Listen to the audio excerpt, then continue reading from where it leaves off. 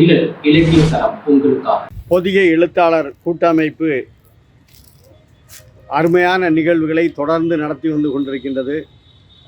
இந்த நிகழ்ச்சிக்கு தலைமையேற்று பெருமை சேர்க்கிற பொதிகை எழுத்தாளர் கூட்டமைப்பினுடைய தலைவர் மரியாதைக்குரிய ஆர்கே லோகநாதன் அவர்களே, இந்த நிகழ்ச்சிக்கு முன்னிலை வைக்கிற செயல் ஒருங்கிணைப்பாளர் ஜானி சவுந்தர் திருச்செல்வம் அவர்களே, ஆலோசகர் பெருமைக்குரிய நெல்லை ஜாஃபர் அவர்களே, அன்பு சகோதரர் ஸ்டீஃபன் அவர்களே, இந்த நிகழ்ச்சியில் கலந்து கொண்டு பெருமை சேர்த்து கொண்டிருக்கிற பெருமைக்குரிய தலைமை ஆசிரியர் அல்போன்ஸ் அவர்களே, கவிஞர் சக்தி வேலாயுதம் அவர்களே, அன்பு சகோதரர் கவிஞர் வள்ளி சேர்மலிங்கம் அவர்களே, தமிழ் வளர்ச்சி பண்பாட்டு மையத்தினுடைய செயற்குழு உறுப்பினர் புன்னை செழியன் அவர்களே, துணை ஆட்சியர் தியாகராஜன் அவர்களே, கவிஞர் சுப்பையா அவர்களே, கவிஞர் முத்துசாமி அவர்களே, இந்த நிகழ்ச்சியில் கலந்து கொண்டு பெருமை சேர்த்திருக்கிற அன்பு சகோதரர் மேகலிங்கம் அவர்களே, பாலசுப்ரமணியன் அவர்களே, வழக்கறிஞர் மணிமாலா அவர்களே, இந்த நிகழ்வுகளை எல்லாம் தொகுத்து சிறப்பான முறையில் ஒளிப்பதிவு செய்து கொண்டிருக்கிற நிழல் இலக்கிய தளத்தினுடைய நிர்வாக இயக்குனர்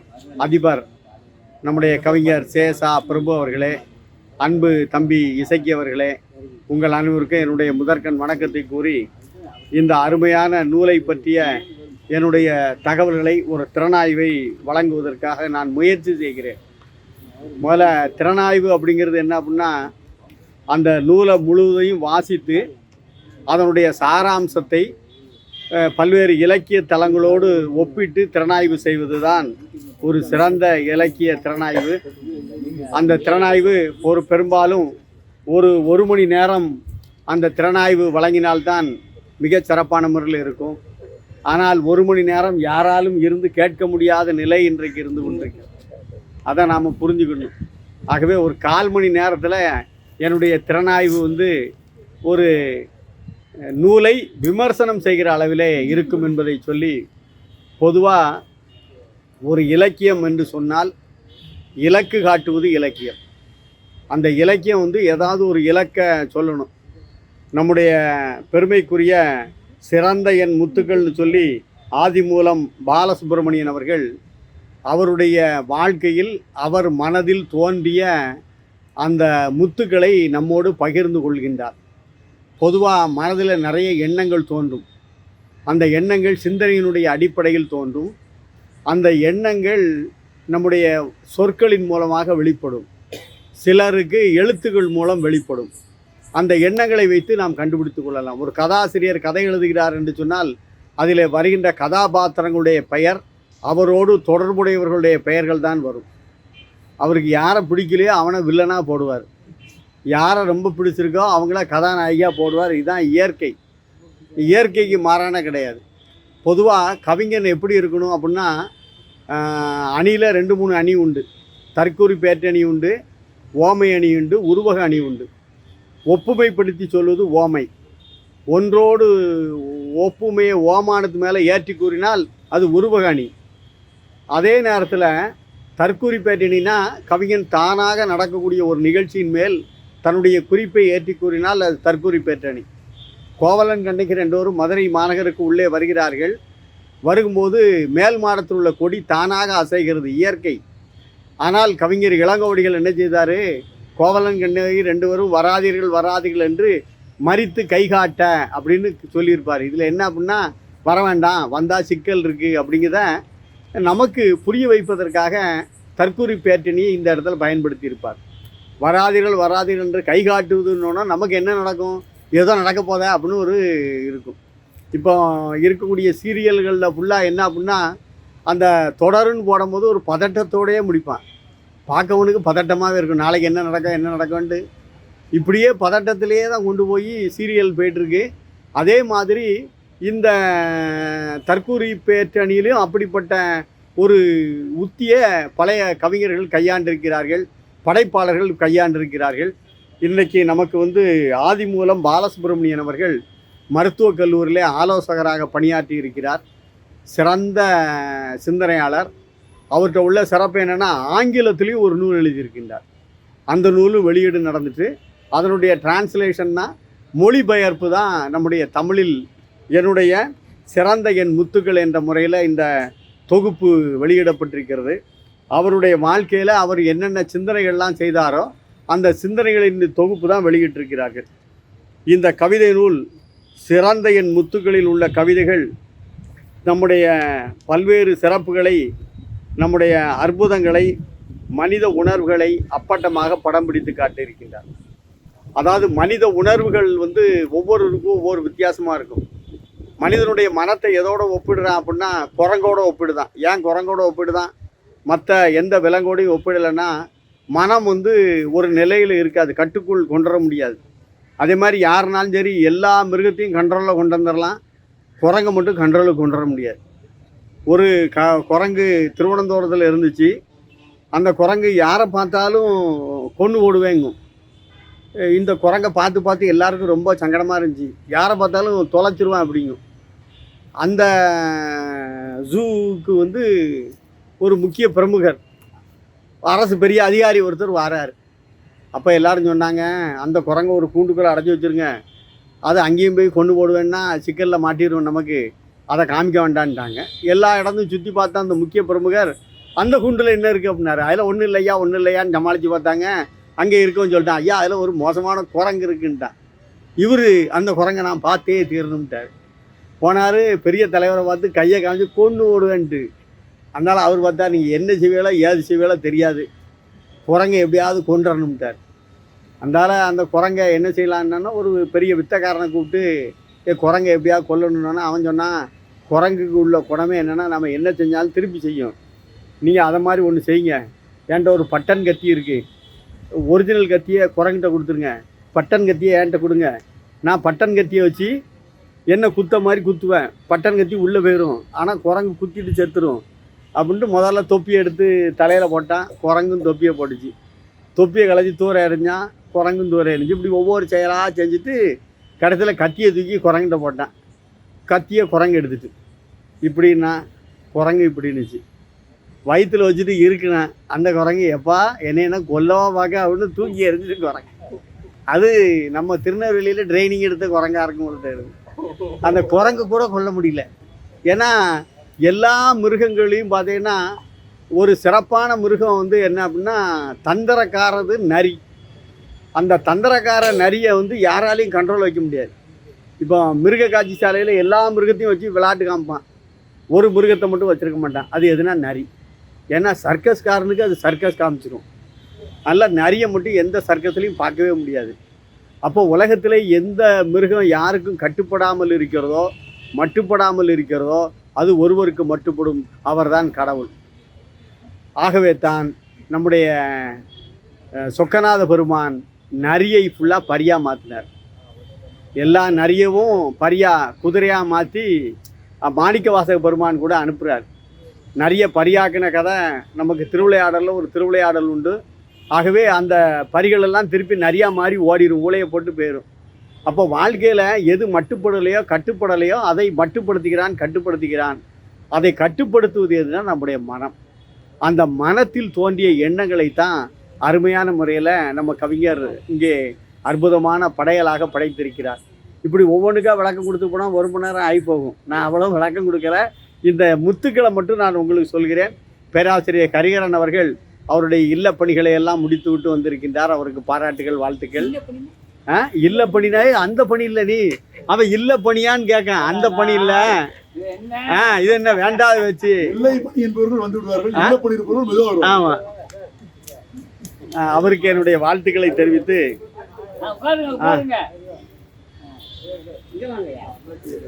கவிதை என்பதில் கவி இருக்க வேண்டும், அதில் விதை இருக்க வேண்டும், ஒரு கருத்தோ கதையோ இருக்க வேண்டும், விதை விருட்சமாக உள்ள உணர்வுகளை ஏற்படுத்த வேண்டும், கற்பனை குதிரை கட்டுப்பாட்டுடன் இருக்க வேண்டும். கற்பனைங்கிறது கட்டுப்பாடு இல்லாமல் அவ்வாட்டுக்கு போயிடக்கூடாது.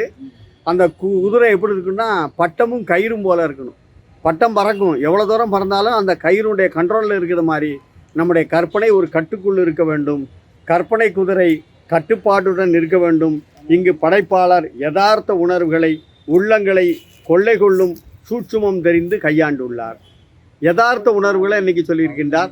ஐயா வருகிற மாணிக்கவாசன் அவர்களை வருகவன அன்போடு வரவேற்று மகிழ்கிறோம். அதே மாதிரி தலைப்புகள் தந்த கருத்துக்களும் அபாரம். அவருடைய தலைப்புகள், ஒவ்வொரு தலைப்புகளும் ரொம்ப அற்புதமான தலைப்புகளை நமக்கு கொடுத்திருக்கின்றார். அதை நமக்கு பாராட்டக்கூடிய முறையில் அந்த தலைப்புகள் ஒவ்வொரு தலைப்புகளும் அமைஞ்சிருக்கின்றது. ஈர்ப்பு விதி, இரட்டையர், உழைப்பு ஓய்வு, தேவதையின் தழுவல், கவிதை பிறந்தது, வருவதுரைத்தல், நில் கவனி புறப்படு, கடற்கரை மணிலில். இது பகுதி 1. 2வது பகுதியில் நீயும் நானும், மாற்றுத்தாய், ஓர் திரைப்படம், கடைசி பார்வை, நானும் அவளும், அவளும் அவனும், அவன் கேட்க அவள் பதில், நானும் நாங்களும், அகதிகள். 3வது பகுதியில் பூமியில், நான் ஒரு, மணிகளின் ஓசை, பொரித்த மீன்கள், கௌரவ கொலை, வேறு வேறு மணிகள், இயற்கை நம் அன்னை, ஆயுளை தீர்மானிப்பவன். பகுதி 4ல் நீ நான், படைப்பாளி, என்ன அது, மலை மலை, மீண்டும் மலை, உன் நினைவே, ஊ கூ தே டல், ஊடல் கூடல் தேடல். இது நமக்கு ஒரு பொறுமையானது. அதாவது நம்முடைய இலக்கியங்களில் என்ன சொல்கிறான்னா, மொத்தம் 5 தான் சொல்கிறான். மொத்தத்தில் என்ன சொல்கிறான்னா, கூடல், ஊடல், அப்புறம் பிரிதல், இருத்தல், இறங்கல். இந்த 5 தான் சொல்கிறேன். திணையை பிரிக்கும்போது ஒவ்வொரு திணையில் குறிஞ்சி திணையில் கூடல், ஏன்னா மலை பிரதேசம், அந்த இடம் சூஸ் பண்ணுறது கூட அந்த இடத்த வச்சுருக்கான் கூடலுக்கு. அதே நேரத்தில் ஊடல் அப்படின்னா என்ன அப்படின்னா, 2 பேருக்கும் ஏற்படக்கூடிய சிறு பிணக்குங்க ஊடல். ஊடல், கூடல், பிரிதல். பிரிதல் எங்கன்னா பாலை நிலம் தான் போட்டிருக்கான். ஏன்னா அந்த தலைவன் பாலை நிலத்தில் பிரிந்து போகும்போது அந்த வர்ணனைகளை எல்லாம் சொல்லும்போது நமக்கு உண்மையிலே அந்த பிரிவு துயரம் நம்மை வருத்துங்க. இருத்தல், இறங்கல்னா அந்த தலைவன் வருவதற்காக இருத்தல், அவன் வரலைன்னொன்னே இறங்கல். இப்படிப்பட்ட நிகழ்வுகளை எல்லாம் நமக்கு தருகிற நிலை. இதை அற்புதமான முறையில் மகளின் மருத்துவமனையிலிருந்து மனம் சோர்ந்த நேரத்தில் அதை மனமாற்றம் செய்ய மாகவிதைகளை பாவுலகிற்கு தந்தவர்.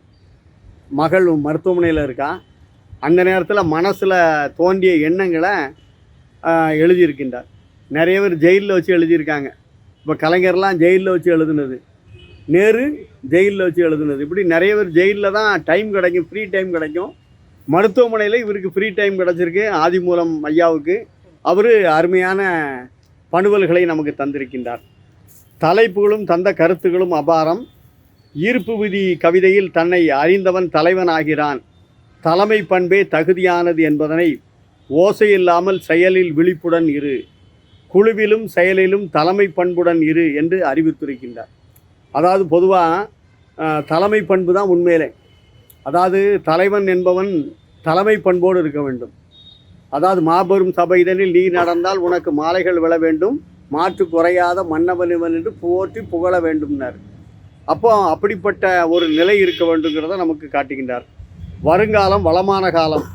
மனைவி மக்களுடன் அன்பு, இன்பம், ஊடல், ஆரோக்கியம், பெயர், புகழ், நீண்ட ஆயுளுடன் நிறைந்து வாழ்வாங்கு வாழ்வாய், உன் அறிவினால் புகழ் உண்டாகும் என்று தேர்ந்த ஞானியாய் வாழ்க்கை ஜாதகத்தை வரிசையாய் பட்டியலிடுவது வருவது உரைத்தல்ங்கிற கவிதையில், வருதல் உரைத்தல் அப்படிங்கிற கவிதையில் வருங்காலம் வளமான காலம், மனைவி மக்களுடன் அன்பு, இன்பம், உடல் ஆரோக்கியம், பெயர், புகழ், நீண்ட ஆயுளோடு நிறைந்து வாழ்வாங்கு வாழ்வாய், என்னெல்லாம் தேவைங்க தான் அற்புதமாக சொல்கிறாரு. ஒரு மனுஷனுக்கு முதல்ல அன்பு இருக்கணும். அன்பு இருந்தால் இன்பம் கிடைக்கும். இன்பமாக இருந்து அன்போடு இருந்தோம்னா அவன் உடல் ஆரோக்கியமாக இருக்கும். உடல் ஆரோக்கியம் இருந்து இவ்வளோ இருந்துட்டுனா அவனுக்கு பேர் புகழ் கிடைக்கும். இவ்வளவும் கிடைச்சிட்டுனா அவன் நீண்ட ஆயுளோடு இருப்பான். நிறைந்த வாழ்க்கை வாழ்வாய் அப்படிங்கிறத நமக்கு படம் பிடித்து காட்டுகின்றார். ஒரு ஞானியாய் வாழ்க்கை ஜாதகத்தை வரிசையாய் பட்டியலிடுவது வருவது உரைத்தல் கவிதையில். உன் சேமிப்பு பணத்தில் வீடும் வாங்கியிருக்கிறாய், உறைவதற்கும் வாழ்க்கை நடத்தவும். அதாவது பொதுவாக வீடு மட்டும் என்றைக்கும் என்ன செய்யணும்னா வாடகை வீட்டில் இருக்கவே கூடாது. அந்த வாடகை வீட்டில் இருக்கிறவனுக்கு தான் அந்த கஷ்டங்கள்லாம் தெரியும். வருகை தந்திருக்கின்ற சரவணகுமார் அவர்களை வருகவர்கன அன்போடு வரவேற்கின்றோம். நம்முடைய ஐயா பாப்பாக்குடி முருகன் அவர்களை வருகவர்கன அன்போடு வரவேற்று மகிழ்கிறோம். பொதுவாக வாடகை வீட்டில் இருக்கவங்களுக்கு தான் அந்த கஷ்டம் தெரியும். ஒரு ஆணி அடித்தா கூட அவன் வந்துடுவான். ஆணி அடித்தா போதும், என்ன ஆணி அடிக்கையான்னு வருவான். கதவை டம்முன்னு திறந்தா என்ன கதவை இப்படி டம்முன்னு திறந்துட்டேம்மா. அப்போ ஒவ்வொன்றுக்கும் அவன் இருப்பான். அதை விட கீழ் வீட்டில் ஓனர் இருந்து மாடி வீட்டில் வாடகைக்கு இருந்தோம்னா நடந்தால் கீழே இருந்து கூப்பிடுவா, என்ன இப்படி திடும் நடக்கீங்க அம்மா. அப்போ எப்படி தான் நடக்குன்னு தெரியாது, ஏன்னா அவ்வளவு கஷ்டம். அதான் அவர் என்ன சொல்கிறாரு, உன் சேமிப்பு பணத்தில் வீடும் வாங்கியிருக்கிறாய், உறைவதற்கும் வாழ்க்கை நடத்துவதற்கும். ஒன்றிணைந்து ஒரு எண்ணத்திற்கு கூடி பிரார்த்தனை செய்தால் குவலயம் மகிழ மழை பொழியும் என்ற சிந்தனையை பூமியில் என்ற கவிதையில் உயர்ந்த நோக்கத்திற்காக ஒன்றிணைந்தால் நம்பிக்கையே வாழ்க்கை என்ற சிந்தனையை விதைக்கிறார் கவிஞர். பொதுவாக கூடி சேர்ந்து பிரார்த்தனை நடத்தினா அது கண்டிப்பாக பலன் தரும். கூட்டு பிரார்த்தனைன்னு சொல்கிறாங்க. ஒரு தடவை மழை பெய்ய வேண்டும்னு பிரார்த்தனை நடத்தினாங்க, எல்லாரும் சேர்ந்து பிரார்த்தனை நடத்தினாங்க. ஒரே ஒரு குழந்தை மட்டும் வரும்போது கொடை கொண்டு வந்துச்சு. அப்போ தான் அந்த சாமியார் சொன்னார், பாருங்கள் யாருக்குமே நம்பிக்கை இல்லை, நாம் பிரார்த்தனை மழை பெய்யும் அப்படின்னு நம்பிக்கை இல்லாமல் தான் எல்லோரும் வந்திருக்கீங்க, ஆனால் அந்த குழந்தைக்கு இருந்த நம்பிக்கை நம்மகிட்ட இல்லைன்னார். ஆகவே வாழ்க்கையில் நம்பிக்கை நமக்கு இருக்கணும். அந்த நம்பிக்கையை ஊட்டுறது யார் அப்படின்னா, வாழ்க்கையில் பெற்றோர்கள் நம்பிக்கை ஊட்டுவாங்க, அடுத்தால ஆசிரியர் நம்பிக்கை ஊட்டுவார், அதுக்கு அடுத்தால ஊட்டுது யாருன்னா டாக்டர் தான் நம்பிக்கை ஊட்டுவார். ஏன்னா டாக்டர் நம்பிக்கை ஊட்டினா தான் ஆள் கொஞ்ச நாள் ஓடும். ஒரு 10 நாள் ஓடுத கேஸாக இருந்தாலும் டாக்டர் என்ன சொல்லணும், இதெல்லாம் சர்வ சாதாரணம், எவ்வளோ கேஸ் இது மாதிரிலாம் வந்து பொழைச்சி நல்ல போயிருக்கான் அப்படின்னா 1 மாதம் ஓடுது, கூட 3 மாதம் ஓடும். அவரே டாக்டரே கையை பிடிச்சி பார்த்துட்டு இது எங்கே ஒப்பேற போகுது, இது 3 நாள் தாங்கன்னா 3 மணி நேரத்தில் முடிஞ்சிடும். இது நிறைய இடத்துல நடக்கும். அதாவது பொதுவாக நம்ம யாராலையும் எதுவுமே செய்ய முடியாது, எது எந்த நேரத்தில் நடக்கும் யாராலும் சொல்ல முடியாது. ஒருத்தருக்கு ஹார்ட் பேஷண்ட்டு, ஹார்ட் அட்டாக் வந்து ஆஸ்பத்திரியில் சேர்த்துருக்கு, அவனுக்கு 10 லட்ச ரூபா லாட்டரியில் விழுந்துச்சு. இது நடந்து 10 வருஷத்துக்கு முன்னால். ஏன்னா உடனே நம்மால் கேட்பான், லாட்ரி தான் இப்போ கிடையவே கிடையாத அப்படிமா. இது 10 வருஷத்துக்கு முன்னால் நடந்தது.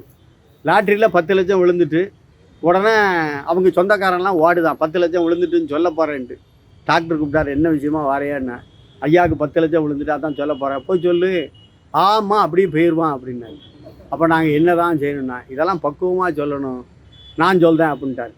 ஐசியூவில் இருக்கான், கண்ணாடி ஒளி எல்லோரும் பார்த்துக்கிட்டு இருக்காங்க. டாக்டர் உள்ளே போனார், போய் அவன்கிட்ட சொன்னார், எப்பா லாட்ரிலாம் வாங்குவியான்னாரு. ஆமையா வாங்குவேன், ஆனால் எனக்கு ராசி தான் கிடையாதுன்னா. இல்லை தம்பி, நீ ராசி இருக்குது உனக்கு, நீ இப்போ ஒரு 10,000 ரூபாய்க்கு உனக்கு லாட்ரி விழுது, என்ன செய்வா அப்படின்னாரு. 10,000 விழாது சார், விழுந்தா 5,000 உங்களுக்கு, எனக்கு 5,000னா. அந்தால டாக்டர் சொன்னார், இல்லை தம்பி 1 லட்சம் விழுந்திருக்கு, என்ன செய்வேன்னார். 50,000 எனக்கு, 50,000 உங்களுக்கு அப்படின்னா. அந்தால அப்படியே கூட்டிக்கிட்டே வந்தவர் கடைசியில் சொன்னார், 10 லட்சம் லாட்ரியில் விழுந்திருக்கு, இப்போ என்ன செய்வா அப்படின்னாரு. 10 லட்சம் உங்களுக்கு டாக்டர் அப்படின்னா. 10 லட்சம் எனக்கா அப்படின்னா ஆனார். டாக்டர் போயிட்டார். அதாவது நாம் ஒன்று நினைக்கும், அது ஒன்று நடந்ததும். அப்போ வாழ்க்கையில் ஒவ்வொரு நிலைகளிலும் நம்ம வாழ்க்கையில் நம்பிக்கை இருக்கணும் அப்படிங்கிறத நமக்கு அந்த கவிதையில் நமக்கு புட்டு வைக்கின்றார். பூமியில் நல்லதொரு இடத்தில் தியானம் நடத்தினர், பூமியில் சூரிய கிரகணங்கள் கடல் நீரை கிரகித்தன. அந்த கடல் நீரை கிரகித்தன அப்படிங்கிறத நமக்கு சொல்கிறாரு. இதை தான் நமக்கு எல்லா இதுலேயும் மேலே இருந்து ஒரு பாத்திரம் வந்து தண்ணியை முகந்துட்டு போகிறதா சொல்கிறாங்க. அதே நேரத்தில் மீதி இருக்க தண்ணியை கொட்டுறத ஒரு நாளாக குறித்து பஞ்சாங்கத்தில் வச்சுருக்காங்க. இதெல்லாம் நமக்கு வந்து ஐதீகமாக பழைய காலத்தில் பின்பற்றப்பட்டு வருகின்றது. மழை எதற்காக? மக்களை மகிழ்விக்க.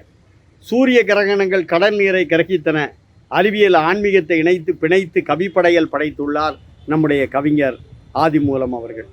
மனிதனின் மனதை வெளிப்படுத்தும் அறிகுறியாக விளங்கும் அவளின் முகம். அவனின் முகம் எப்படி இருக்கான்? மனிதனின் மனதை வெளிப்படுத்தும் அறிகுறியாக விளங்கும் அவனின் முகம். அப்போ அகத்தின் அழகு முகத்தில் தெரியும் சொன்ன மாதிரி, அடுத்து படைப்பாளி யார் என்ற இலக்கணம் தருகிறார் தனது கவிதையில். பொறுப்புள்ள வகையில் எல்லாவற்றையும் கருணையுடன் அளிப்பவன் படைப்பாளி. இதான் ரொம்ப ரொம்ப முக்கியம். ஒரு படைப்பாளிங்கிறவன் எப்படி இருக்கணும்? பொறுப்புள்ள வகையில் எல்லாவற்றையும் கருணையுடன் அளிப்பவன் படைப்பாளி. இது இல்லை என்றால் எது என்று பட்டியலிடுகிறார் கவிஞர் ஆதிமூலம். ஒளி இல்லை எனில் இருளில் மூழ்கள், ஊக்கம் இல்லை எனில் பணியில் முடங்கல் என்று சொன்ன கவிஞர் மணிகள் பலவிதம், வேறு வேறு மணிகள் என்று பரவசப்படுத்துகிறார். அதிகாலை ஆலய மணி அனைவரையும் எழுப்ப, சைக்கிள் மணி அன்றைய தினசரி வந்ததை தெரிவிக்க, தொட்டிலில் மணி குழந்தையின் மகிழ்ச்சிக்காக, மணிகளின் மகத்துவத்தை மாண்புடன் சொல்கிறார். ஒவ்வொரு மணிக்கும் என்னென்ன அர்த்தம் இருக்குன்னு சொல்கிறார். கௌரவ கொலைகள் கௌரவத்திற்காக நடந்தாலும் பின்னாளில் பிறந்து பழி தீர்ப்பார்கள், இது உறுதி. அவர்கள் சொர்க்கத்திற்கு போய் திரும்புவார்கள் என்பது யதார்த்த வாழ்க்கை. இவர் என்ன சொல்றாரு, இடவழியில் எவனையா கொண்டுட்டேன்னா அவன் வந்து பழி தீர்ப்பான் அப்படிங்கிறார். அது இயற்கையில் நிறைய இடங்கள்ல நம்ம நடந்திருக்கு, நம்மளே பார்த்துருக்கோம். போன பிறவியில் இவர் இந்த இதாக பிறந்தார், அது இந்த பிறவியில் இப்படி வந்து நடந்துச்சு அப்படின்னு நம்ம சொல்கிறோம். கௌரவ கொலை செய்யப்பட்டவர்கள் கடவுளை பார்க்க சொர்க்கத்திற்கு போய் மீண்டும் பூவுலகில் பிறந்து வந்து பழி தீர்ப்பார்கள் என மக்கள் நம்பினர் என்று கவிதை படைத்து பயத்தை மனதில் பதிய வைக்கிறார். பாவம் செய்யாத சிக்கலை மாட்டிடுவேன்னு சொல்லி ஒரு பயத்தை ஏற்படுத்துகிறார். கவிஞர் ஆதிமூலம் அருமையான கருத்துக்களை அழகான வரிகளில் சுருங்க சொல்லி விளங்க வைக்கும் உத்தியை கையாண்டுள்ளார். சமூக அவலங்களை, இயற்கை நியதிகளை, உள்ள உணர்வுகளை கவிதை சித்திரமாக படைத்து தந்துள்ளார். பாராட்டுகள். இன்றும் பல தளங்களில் பயணித்து படைப்புலகில் தனக்கென தனியிடம் பெற்றிட வாழ்த்துகிறேன், பாராட்டுகிறேன். நன்றி, வணக்கம். இந்த இனிய மாலை பொழுதிலே இங்கு குழுமியிருக்கும் பொதிகை எழுத்தாளர் கூட்டமைப்பின் தலைவரும் இந்நிகழ்வின் தலைமுறைய திரு ஆர்.கே. லோகநாதன் அவர்களே, முன்னிலை வகிக்கின்ற எஸ். ஜானி சவுந்தரசெல் திருச்செல்வம் அவர்களே, இந்நூலினை திறனாய்வு செய்து அமர்ந்திருக்கின்ற திரு கோ. கணபதி சுப்பிரமணியம் அவர்களே, நன்றி உரை ஆற்ற இருக்கின்ற பொதிகை எழுத்தாளர் கூட்டமைப்பின் ஆலோசகர் மற்றும் இன்று நன்றி உரை ஆற்றவிருக்கும் திரு நெல்லை சாஃபர் அவர்களே, முனைவர்களே, சான்றோர்களே, எழுத்தாளர்களே, பத்திரிகையாளர்களே, கவிஞர்களே, தமிழை நேசித்து விசுவாசிக்கும் நண்பர்களே, அனைவருக்கும் வணக்கத்தையும் வாழ்த்துக்களையும் நன்றியையும் குறித்தாக்குகின்றேன். இந்நூலில் முதல் பகுதியில் எழுதப்பட்டிருக்கின்ற 8 கவிதைகள் 12 ஆண்டுகளுக்கு முன்பு எழுதப்பட்டன. அதற்கு பின்பு 8 ஆண்டுகளாக கொஞ்சம் கொஞ்சமாக பகுதி 2 முதல் 4 வரை ஆங்கிலத்தில் எழுதப்பட்டு பின்பு தமிழில் மொழிபெயர்க்கப்பட்டன. இந்நூலின் ஆங்கில பதிப்பாகிய எலைட் 8 2022 நெல்லை வாசக வட்டம் மூலமாக வெளியிடப்பட்டது. அது போதும் திரு கணபதி சுப்பிரமணியம் அவர்கள் பங்கு அளப்பரியது. அது சமயம் கல்கத்தா ராஜாராம் மோகன் ராய் நூலகத்திலிருந்து வந்திருந்த அலுவலர் முன்பாக பாளையங்கோட்டை மைய நூலகத்தின் புரவலராக என்னை நியமித்து அழகு பார்த்த நல் நூலக முனைவர் முத்துக்கிருஷ்ணா அவர்களுக்கு நான் நன்றி கடன் பட்டிருக்கின்றேன். இந்நூலின் தமிழ் பதிப்பாகிய சிறந்த என் முத்துக்கள் சமீபத்தில் நடந்து முடிந்த 7வது நெல்லை பொதிகை புத்தக திருவிழாவில் வெளியிடப்பட்ட போதும் திரு கணபதி சுப்பிரமணியம் அவர்கள் பங்கு அளப்பரியது. அத்தருணத்தில் இந்நூலினை வெளியிட்டு இந்நூல் குறித்து மிக அழகாகவும் நேர்த்தியாகவும் பேசினார்கள். பின்பு பேசிய கவிஞர் பாப்பாக்குடி செல்வமணி அவர்கள் இந்நூலில் பகுதி 4.1 நீ நான் என்ற கவிதையினை வாசித்து காண்பித்து இதனை மிகவும் அழகாகவும் நேர்த்தியாகவும் எளிய நடையிலும் அனைவரும் எளிதில் புரிந்து கொள்ளுமாறும் எழுதியிருக்கிறார் கவிஞர் என்றார்கள். இந்நூல் வெளிவர உதவிய மற்றும் 7வது பௌர்ணமி நெல்லை புத்தக திருவிழாவில் வெளியிட்ட உதவிய திரு கோ. கணபதி சுப்பிரமணியம் அவர்கள், பாப்பாக்குடி கவிஞர் செல்வமணி அவர்கள் மற்றும் வட்டாட்சியர் திரு செல்வம் அவர்களுக்கும் நன்றியை இத்தருணத்தில் மீண்டும் உரித்தாக்கிக் கொள்ள வேண்டும். இந்நிகழ்விற்கு வருமாறு அழைப்பு விடுக்க சென்ற தருணத்தில் காவியா என்ற காலாண்டு இதழில் அக்டோபர் 2023 மார்ச் 2024 என்ற அந்த இதழில் வெளிவந்த கவிஞர் சக்தி வேலாயுதம் அவர்களின் அம்மாவின் வாசம் என்ற கவிதை தொகுப்புக்கு மதிப்புரை வழங்கிய கவிஞர் கண்ணன் புலமை அவர்கள் இந்நூலில் உள்ள ஒரு கவிதையை அனுப்புமாறு பணித்தார்கள். கவிஞர் பாப்பாக்குடி செல்வமணி அவர்கள் புத்தக திருவிழா வாசித்த அதே கவிதையின் முதல் 6 வரிகளை மட்டும், அதாவது நீ நான், நீ என் அன்பு நான் உன் அன்பன், நீ என் ஆதி நான் உன் ஆதவன், நீ என் ஆசை நான் உன் ஆசான், நீ என் ஆலோசனை நான் உன் ஆலோசகர், நீ என் இன்பம் நான் உன் இனியவன், நீ என் உயிர் நான் உன் உரிமை, நீ என் ஊர் நான் உன் ஊரான் என்ற வரிகளை மட்டும் அனுப்பி வைத்தேன். அவர் உடனே நீ நிழல் நான் நிஜம் என்பதின் நீட்சியே இந்த கவிதையின் சாரம்.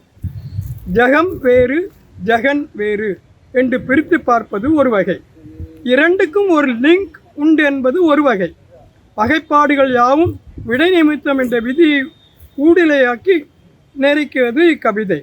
ஆம்ஸ்ட்ராங்கின் மூன் வாக் போன்று டிஜிட்டலாய் தோன்றும் இக்கவிதையினை பரிணாமம் பிரபஞ்ச விரிவாய் ultimate accommodation available altogether in me என்றும் சொல்லிவிடலாம் தான். கவிஞர் தன் ஆயுட்காலத்தை அளவீடாக்கி தனக்கே அழகு குத்தி வலம் வருகிறார் தன்னையே. முதலுக்கு மோசம் கிடையாது என்கிறது இந்த வரிகள். விராடத்தின் பிராட்கேஜ் இப்பிறப்பென்றும் எப்பிறப்பும் மெய்ச்சிறப்பு என்றும் பற்றி செய்கிறது ஆதிமூலம் அவர்களே என்று உடனே பதில் அனுப்பினார்கள். இந்த கவிதையை ஒரு ஆன்மீகவாதியிடம் படிக்க கொடுத்த போது அவர் இக்கவிதை அத்வைத தத்துவத்தை எடுத்துரைக்கிறது என்றும் அகங்காரம் நீங்குமிடம் எளிமை என்றும் கூறி நான் என்று நவிலாது அது, அதாவது சித்து ரமணர் கூறுவதாகவும் ஆவியிலே எளிமை உள்ளவன் கடவுளை காணுவான் என கவிஞர் கண்ணதாசன் அவர்கள் கூறுவதாகவும்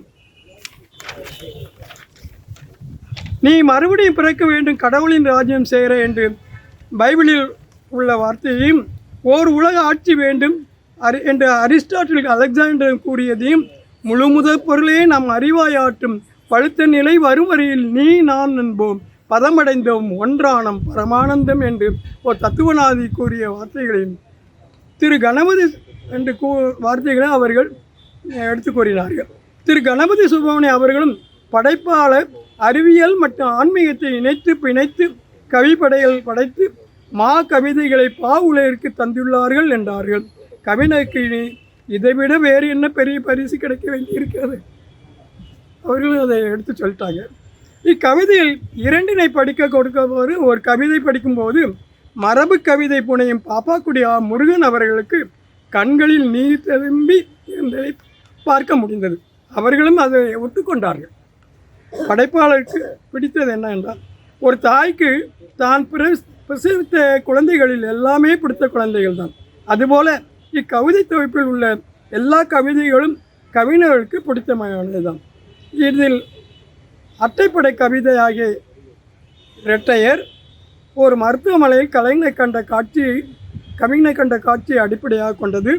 மாற்றுத்தாய் சமீபத்தில் சட்டமாக்கப்பட்ட வாடகை தாய் குறித்து அப்போது எழுதியது. நானும் நான்களும் அகதிகள் என்பது ஒரு அன்பர் இலங்கை சென்று அங்கு ஒரு ஆசிரமத்தில் உரையும் தமிழ் அகதிகள் குறித்து கூறியதன் அடிப்படையில் எழுதப்பட்டவை.